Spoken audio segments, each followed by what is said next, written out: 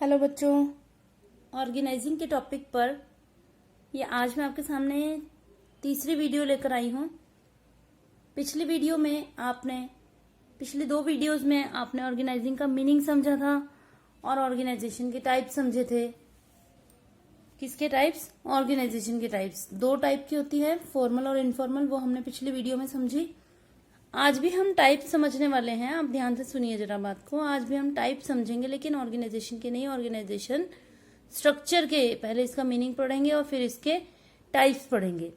तो बच्चा, हम ऑर्गेनाइजेशन स्ट्रक्चर के बारे में आगे पढ़ें इससे पहले एक छोटा सा एक एग्जाम्पल आप मेरा सुन लीजिए कि स्ट्रक्चर होती क्या चीज है, फिर आपको ये चैप्टर समझ में आता चला जाएगा।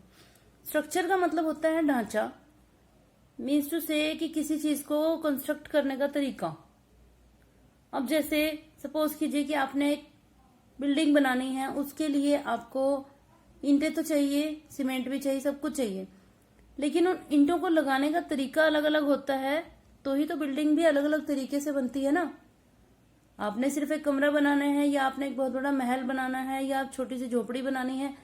कहने का मतलब क्या है कि जो आपके पास ईंटें अवेलेबल है, जो भी मटेरियल आपके पास अवेलेबल है, आपने उसको किस तरीके से जोड़ा है, उस बात पे डिपेंड करेगा कि आपका जो स्ट्रक्चर है वो किस तरह का बनेगा। कुछ ऐसा ही ऑर्गेनाइजेशन स्ट्रक्चर में भी है। ऑर्गेनाइजेशन स्ट्रक्चर की इम्पोर्टेंस क्या है, पहले हम ये बात कर लें। आपको मैं कुछ पीटर एफ ड्रकर की एक जो डिफाइन है वो बताऊंगी। उस डिफाइन को समझने और सुनने के बाद आपको ये पता चलेगा कि ऑर्गेनाइजेशन स्ट्रक्चर का सही होना कितना जरूरी है। अगर ऑर्गेनाइजेशन स्ट्रक्चर में कोई प्रॉब्लम हो गई, अगर गलत जगह पर गलत तरीके से कमरे, एक घर बनाया है आपने और गलत तरीके से गलत जगह पर घर बना दिया। मतलब एक छोटा सा एग्जांपल और देती हूँ कि जैसे आपने घर बनाया और घर बनाते समय जो उसका नक्शा था वो सही नहीं था। सही ना होने से हुआ क्या कि जहां पर आपने किचन बनानी थी वहां पर आपने सीढ़ियां बना दी, जहां सीढ़ियां बनानी थी वहां टॉयलेट बना दिया, और जहां टॉयलेट बनाना था वहां पर आपने कमरा बना दिया। तो बाद में जब आप उसमें रह रहे हैं तो आपको बड़ी समस्या आ रही है, बड़ी ही प्रॉब्लम आ रही है उस घर में रहने में। तो इसी तरीके से ऑर्गेनाइजेशन स्ट्रक्चर भी होता है कि आपने इसका स्ट्रक्चर किस तरह बनाना है। आपने बस इस चैप्टर को ये समझ के समझना है कि स्ट्रक्चर का मतलब होता है ढांचा। ऑर्गेनाइजेशन का ढांचा किस तरह से बनाया जाएगा, कौन सी ईंट को कहां पर लगाया जाएगा, कौन से कमरे को कहां पर बनाया जाएगा, मतलब कौन सा डिपार्टमेंट किस किस तरीके से बनाया जाएगा, इसमें ये डिसाइड किया जाता है। तो चलिए पहले देख लेते हैं कि एक मेन डिफाइन मैं आपको बता देती हूँ, हिंदी में भी और इंग्लिश में भी लिखी है। चलिए उसको समझते हैं। देखो बच्चों, the wrong organisation structure will seriously impair business performance and may even destroy it. जो गलत ऑर्गेनाइजेशन स्ट्रक्चर है, सीरियसली इम्पेयर का मतलब क्या होता है? Seriously impair the business performance. जो बिजनेस की परफॉर्मेंस है, व्यवसाय की कार्य क्षमता है, उसे विशेष रूप से प्रभावित करती है, बुरी तरह से प्रभावित करती है, और यहां तक कि इवन में डिस्ट्रॉय इट, और यहां तक कि व्यवसाय का विनाश भी कर सकती है।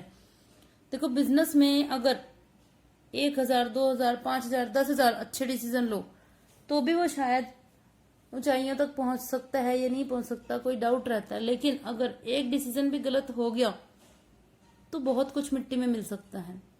तो हर एक स्टेप को बड़े ध्यान से सोच समझ के लिया जाना बड़ा जरूरी है। बहुत सारे स्टेप्स की इस पूरी बुक में हम ऑर्गेनाइजेशन, ये मैनेजमेंट के लिए जाने वाले स्टेप्स के बारे में ही बात करेंगे। तो उनमें से एक ये स्टेप भी है ऑर्गेनाइजेशन का स्ट्रक्चर।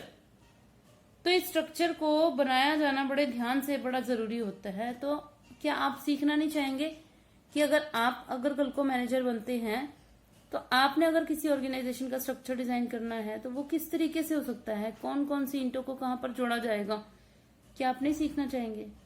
तो चलिए स्टार्ट करते हैं, देर किस बात की है। बच्चों ये देखो, मैंने लिखा है कि उसका डिजाइन कैसा होगा, ये किस बात पे डिपेंड करेगा। यानी ऑर्गेनाइजेशन स्ट्रक्चर का डिजाइन आपने कैसा बनाना है, ये किस बात पे डिपेंड करेगा? कार्य की प्रकृति और साइज ऑफ द बिजनेस, कि बिजनेस का साइज कैसा है और काम करने की नेचर कैसी है। मतलब बिजनेस आपका बहुत बड़े लेवल पर है, ये छोटे से लेवल पर है कि आपको काम बहुत ज्यादा नहीं फैला हुआ, थोड़ा बहुत काम है, इस बात पे डिपेंड करेगा। दूसरा है nature of the business. Business का नेचर किस तरह का है? नेचर का मतलब क्या हुआ कि आपका प्रोडक्शन वर्क है या आपका सिर्फ माल को खरीद के बेचने का काम है, या आप सर्विसेज का काम करते हैं, ये डिपेंड करेगा इस बात पे कि आपका काम किस तरह का है और कितने बड़े लेवल का काम है। जैसे एक और छोटा सा एग्जांपल देती हूँ कि जैसे सपोज कीजिए कि एक छोटी सी दुकान है और उस पर्सन ने सामान खरीद के, स्टेशनरी की दुकान मान लेते हैं कि उसने सामान खरीद के बेचने का काम करना है सपोज, तो उसमें उसको 2-3 नौकर की जरूरत है। तो क्या किया हुआ उसने कि परचेज का काम भी खुद ही देखता है, सेल का काम भी खुद ही देखता है, तो उसमें किसी और स्ट्रक्चर डिजाइन करने की इतनी कोई जरूरत नहीं है। यानी उसका बिजनेस का साइज बहुत छोटा सा है, तो सारे काम वो खुद ही कर लेता है। और नेचर ऑफ द बिजनेस, अब दूसरी तरफ मैं एक एग्जांपल ले लेती हूँ। एक बहुत बड़ी फैक्ट्री है, बहुत ही बड़ी फैक्ट्री है। सपोज कीजिए कि रिलायंस इंडस्ट्रीज की अगर मैं बात करूं, बहुत बड़े लेवल का काम है, बहुत बड़ी कंपनी है। तो उसमें जो बिजनेस का साइज है वो कितना बड़ा है कि उस छोटे से बिजनेस से अगर कंपेयर करें तो चींटी और हाथी के बराबर कंपैरिजन हो जाएगा। समझ रहे हो बच्चों? तो साइज ऑफ द बिजनेस और nature of the business, business का नेचर कैसा है, क्या उसमें सिर्फ बेचने का काम किया जाता है या बनाने का काम किया जाता है या बना बना के बेचने का भी काम किया जाता है। जितने बड़े लेवल का काम होगा, जिस तरह का काम होगा, ऑर्गेनाइजेशन का स्ट्रक्चर उतना ही बड़ा होगा। ठीक है। और बच्चों मैंने आगे इसमें ये लिखा है कि चेंजेस अकॉर्डिंग टू सिचुएशन, यानी ये सिचुएशंस के हिसाब से चेंज होता रहता है। कहने का मतलब कि किसी ने अभी बिजनेस स्टार्ट किया, अभी कुछ टाइम हुआ उसके बिजनेस को, 5-6 महीने हुए बिजनेस स्टार्ट किए हुए, फिर धीरे धीरे 1 साल 2 साल 4 साल में उसने कुछ तरक्की भी करी होगी। ऐसे थोड़ी कि जहां था वहीं खड़ा रहेगा, उसके बिजनेस में धीरे धीरे तरक्की होती चली गई, तो उसका बिजनेस का साइज बढ़ता चला गया। नेचर ऑफ द वर्क, जैसे पहले वो बनी बनाई चीजें लेके बेच रहा था, अब उसको काम समझ में आ गया, वो खुद बनाने की सोच रहा है, तो काम बढ़ गया ना उसका, तो वो उसकी सिचुएशन के हिसाब से अपना ऑर्गेनाइजेशन का स्ट्रक्चर चेंज कर लेगा। तो अब हम क्या पढ़ना चाह रहे हैं, अगला टॉपिक हमारा डिजाइन और फॉर्म्स और टाइप्स। अगर आपसे इसमें किसी भी शक्ल में क्वेश्चन पूछा जाता है तो जवाब यही होगा। क्या जवाब है देख लेते हैं। वैसे तो इसके और भी बड़े सारे टाइप्स होते हैं, लेकिन अभी +2 के सिलेबस में आपको ये 2 ही टाइप्स पढ़ने हैं। पहले इसे ही समझ लेते हैं। फंक्शनल ऑर्गेनाइजेशन स्ट्रक्चर, इसे हिंदी में बोलते हैं कार्यात्मक संगठन ढांचा, और दूसरा है डिविजनल ऑर्गेनाइजेशन स्ट्रक्चर, प्रभागीय संगठन ढांचा। देखो बच्चों, फंक्शनल ऑर्गेनाइजेशन स्ट्रक्चर में भी स्ट्रक्चर बनाया गया, इसमें भी स्ट्रक्चर बनाया गया, लेकिन इसमें बेस किसको बनाया गया, नाम से पता चल रहा है, फंक्शंस को, कार्यात्मक। अब ध्यान से मेरी बात सुनिए कि फंक्शनल ऑर्गेनाइजेशन स्ट्रक्चर में जो भी मेन काम होते हैं उन कामों के हिसाब से ऑर्गेनाइजेशन को बांटा जाता है, और इसमें डिविजन्स के हिसाब से काम को बांटा जाता है। हम इसमें आगे देखते हैं, तब आपको बात समझ में आ जाएगी। देखिए, फंक्शनल ऑर्गेनाइजेशन स्ट्रक्चर का मैंने डायग्राम बनाया हुआ है, अभी मैं आपको धीरे धीरे सारा दिखा देती हूँ। फंक्शनल ऑर्गेनाइजेशन स्ट्रक्चर, इसमें सबसे पहले सबसे ऊपर आएंगे शेयर होल्डर्स। कौन होते हैं शेयर होल्डर्स? जिसका पैसा कंपनी में लगा हुआ है, सबसे ऊपर तो उसी को जगह दोगे। सबसे ऊपर कौन होता है? मालिक। उसके नीचे जो सारे हैं, ये सारे ही इसके एक तरह से नौकर हैं। ये मालिक है, ये सब नीचे तक ये जितने भी हैं सारे, अभी मैं दिखाते जाऊंगी आपको, ये सब इसके नौकर हैं। तो ये शेयर होल्डर्स कौन हुए? मालिक है, इन्होंने अपना पैसा लगाया, बस पैसा लगाने के बाद बाकी का काम ये करेंगे। बोर्ड ऑफ डायरेक्टर्स, ये एक तरह से टीम होती है। देखो, डायरेक्टर्स, जो एक डायरेक्टर है वो डायरेक्टर है, लेकिन एक पूरी टीम होती है डायरेक्टर्स की, उसे BOD कहा जाता है, बोर्ड ऑफ डायरेक्टर्स। इसके अंडर ये आते हैं।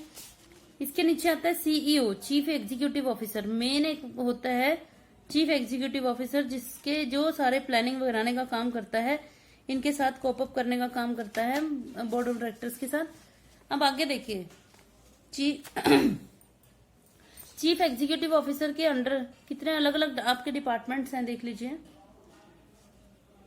अलग अलग डिपार्टमेंट्स आपके, purchase department, marketing department, sale, personal, finance, production, जितने भी डिपार्टमेंट्स हैं वो इसके अंडर आ गए। 5, 6, 7 जितने भी डिपार्टमेंट है। मैंने आपसे बात करी ना, अभी पीछे एग्जांपल आपको दिया था कि अगर काम छोटा है तो हो सकता है कि सपोज काम बिल्कुल ही छोटा सा है, लेवल पर है, तो सारे ही काम एक ही बंदा कर लेगा, पैसा भी खुद ही अरेंज कर लेगा, बंदे भी खुद ही अरेंज कर लेगा, परचेज सेल मार्केटिंग का काम भी खुद ही कर लेगा, इतना फैलाने की जरूरत ही नहीं है उसको।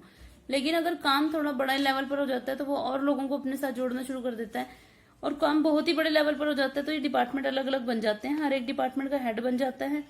उसके अंडर कौन आते हैं? इसके अंडर इसके सुपरिटेंडेंट, इसके अंडर इसके सुपरिटेंडेंट, सबके अंडर सबके अपने अपने अलग अलग सुपरिटेंडेंट आते हैं। और उनके नीचे कौन आते हैं? फोरमैन। इनके नीचे भी फोरमैन अपने अलग अलग होते हैं, ये मैंने लिखा डिफरेंट। और उन सबके नीचे कौन आते हैं? वर्कर्स। तो बच्चों, इनको देख के आपको समझ में आ रहा होगा कि सबसे ऊपर हो गया टॉप लेवल मैनेजर्स, ये बीच वाले ये हो गए मिडिल लेवल मैनेजर्स, और ये नीचे हो गए लोअर लेवल मैनेजर्स, ये नीचे हो गए वर्कर्स। ठीक है बच्चों, ये वीडियो को पॉज करके आप ये समझ सकते हैं, नोट कर सकते हैं इसको कि ये किस तरह से बनाया हुआ है डायग्राम। ठीक है, अब मैं आपको इसको लर्न करने का तरीका भी बता देती हूँ कि ये याद कैसे रहेगा। देखो थोड़ा सा एक तुक्का लगा लेते हैं। शेयर होल्डर्स का ए ले लीजिए, ABC, share holders, board of directors, chief executive officer, ये तीनों एक सीरियल ऑर्डर में चलेंगे, आप इसे ऊपर नीचे नहीं कर सकते। ठीक है, उसके नीचे ये 5 डिपार्टमेंट्स आ गए, फिर ये सुपरिटेंडेंट्स आ गए सब, फिर नीचे फोरमैन और उसके नीचे वर्कर्स, ये सारे सेम चल रहे हैं देखो अब। ठीक है, तो ये आपका हो गया फंक्शनल ऑर्गेनाइजेशन स्ट्रक्चर। इसमें ऑर्गेनाइजेशन का स्ट्रक्चर किस बेस पर बनाया गया? फंक्शंस के बेस पर। ये सभी फंक्शंस है ना, तो फंक्शंस के बेस पर इसको बांटा गया है। ठीक है बच्चों, अब ये है डिविजनल ऑर्गेनाइजेशन स्ट्रक्चर, प्रभागीय संगठन ढांचा। तो उसमें और इसमें मेन फर्क क्या है? जब आप ये पूरा सुन लेंगे तब आपको खुद ही फर्क समझ में आ जाएगा, तो सुनते रहिए। इसमें भी सबसे ऊपर शेयर होल्डर्स, फिर बोर्ड ऑफ डायरेक्टर्स, फिर CEO। ठीक है, अब देखिए इसमें इससे आगे फर्क पड़ रहा है। फर्क देखो कैसे पड़ रहा है कि अगर एक ही कंपनी है वो 2 तरीके के प्रोडक्ट्स बना रही है, मेटल के प्रोडक्ट्स भी बना रही है और प्लास्टिक के प्रोडक्ट भी बना रही है। मैं मान लेती हूँ जैसे मिल्टन है, मिल्टन जो है आपको पता है, मिल्टन जो है उसका बेस्ट एग्जांपल रहेगा यहाँ पर। मिल्टन जो है वो सर्दियों में यूज की जाने वाली गर्म ठंडे पानी की बोतल भी बना रही है, मेटल की बनती है वो मेटल के प्रोडक्ट्स बना रही है। और गर्मियों में फ्रिज में रखने वाली बॉटल्स भी बनाती है, प्लास्टिक की बॉटल्स भी बनाती है।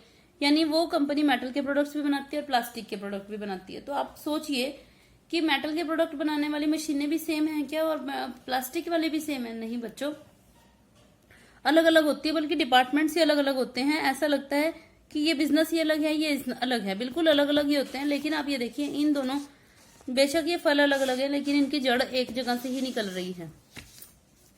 तो अब देखिए एक तरह से बिजनेस 2 हिस्सों में डिवाइड हो गया, मेटल के प्रोडक्ट्स और प्लास्टिक के प्रोडक्ट। अब जो पीछे मैंने आपको बताया था वो जो परचेज डिपार्टमेंट, सेल डिपार्टमेंट, इनके देखो मेटल प्रोडक्ट्स के अलग डिपार्टमेंट्स हैं, फिर इनके नीचे इसके सुपरवाइजर है, फिर ये फोरमैन है, फिर ये वर्कर्स हैं। ऐसे बिल्कुल same to same plastic product में भी है purchase, sale, marketing, production, finance department है, फिर सुपरिटेंडेंट है, फिर फोरमैन है, फिर इनके वर्कर्स हैं। तो यहां से हमें क्या बात समझ में आती है कि ये वाला स्टेप हमें कब लेना पड़ता है, यानी कि डिविजनल ऑर्गेनाइजेशन स्ट्रक्चर की जरूरत कब पड़ती है और फंक्शनल की कब? जब कंपनी एक ही, आप खुद ही बताइए मुझे, सोचकर मुझे कमेंट बॉक्स में जवाब देना। मैं तो अपना जवाब दे ही दूंगी, आप भी सोचकर बताना कि क्या आप मेरी बात से एग्री हो या नहीं। अगर एक कंपनी एक ही तरह का प्रोडक्ट बना रही है तो उसमें कौन सा ऑर्गेनाइजेशन स्ट्रक्चर चलेगा? जाहिर सी बात है फंक्शनल ऑर्गेनाइजेशन स्ट्रक्चर। लेकिन अगर एक से ज्यादा प्रोडक्ट बना रही है, जरूरी तो नहीं है 2 ही बना रही है, 2 बना रही है तो कौन सा चलेगा? Divisional organisation structure. 2 से ज्यादा भी बना रही हो तो 2 से ज्यादा भी बना रही है तो भी भाई डिविजनल ऑर्गेनाइजेशन स्ट्रक्चर ही चलेगा। पैसा तो एक जगह से ही आ रहा है ना, बोर्ड ऑफ डायरेक्टर्स भी सेम है, CEO भी सेम है, आगे अलग अलग और डिपार्टमेंट्स बन जाएंगे इसके, और प्रोडक्ट्स के अलग अलग इसके पार्ट्स में डिवाइडेड हो जाएगा। जैसे हम एग्जांपल ले सकते हैं, 1-2 एग्जांपल मैं देती हूँ आपको, और बाकी ये एग्जांपल आप मुझे सोच के कमेंट बॉक्स में नीचे बताना जरूर से जरूर कि और कौन से एग्जांपल हो सकते हैं। जैसे मैं आपसे बात करूं गोदरेज की कंपनी की, गोदरेज की कंपनी जो है वो हेयर डाई भी बनाती है, वो फ्रिज भी बनाती है, वो वॉशिंग मशीन भी बनाती है, वो AC भी बनाती है, और वो बाथिंग सोप भी बनाती है। तो इसके कितने सारे अलग अलग प्रोडक्ट्स हो गए। तो ये अलग अलग अलग अलग अलग कितने सारे प्रोडक्ट्स हो जाएंगे, उन सबके अलग अलग परचेज डिपार्टमेंट, सेल डिपार्टमेंट होंगे, इन सबके अलग होंगे, उसके अलग होंगे। अब जाहिर सी बात है कि परचेज डिपार्टमेंट जो होगा, मान लेते हैं कि जो रेफ्रिजरेटर बनाने का काम करता है डिपार्टमेंट, उसका परचेज अलग होगा, और जो साबुन बनाने का काम कर रहा है वो फ्रिज बनाने वाला सामान तो नहीं खरीदेगा ना, ऑब्वियस सी बात है, वो साबुन बनाने के लिए परचेज करेगा। तो बेशक एक ही कंपनी के प्रोडक्ट हैं लेकिन उनके डिपार्टमेंट बिल्कुल अलग अलग हो जाएंगे। तो ये आपका बन गया डिविजनल ऑर्गेनाइजेशन स्ट्रक्चर। तो बच्चों आज की वीडियो में मैं आपको पहले इतना ही बताऊंगी, आप इसको समझिए, 1 बार सुनिए, 2 बार सुनिए, नहीं समझ में आता तो 3 बार भी सुन सकते हैं, कोई ऐसी बात नहीं। और वैसे भी इतना मुश्किल तरीके से भी नहीं बताया कि आपको 3 बार में भी समझ में ना आए, 2 बार में, 1 बार में समझ में ना आए, तो बाकी आपकी मर्जी है। देखिए इसके अगले वीडियो में मैं आपको इसके एडवांटेजेस और डिसएडवांटेजेस बताऊंगी कि इस तरीके से काम करने के क्या फायदे नुकसान है, और इस तरीके से करने के क्या फायदे नुकसान है। Thank you students and God bless you.